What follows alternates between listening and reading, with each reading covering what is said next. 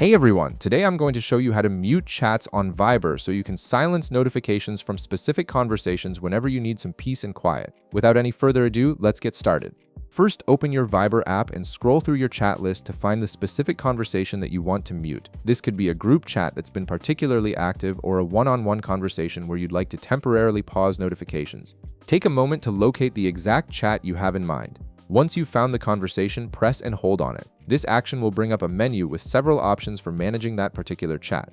Holding down on the conversation is the key gesture here as it unlocks various controls that aren't immediately visible on the main screen. From the menu that appears, tap on Mute Chat. This option is specifically designed to stop notifications from that conversation without leaving the group or deleting the chat entirely. It's a convenient way to reduce distractions while keeping the conversation accessible whenever you're ready to check back in. Now you'll see a selection of time options to choose from. You can mute the chat for 1 hour, for 8 hours, for 24 hours, or always. Each option serves a different purpose depending on your needs. If you just need a short break, 1 hour might be enough.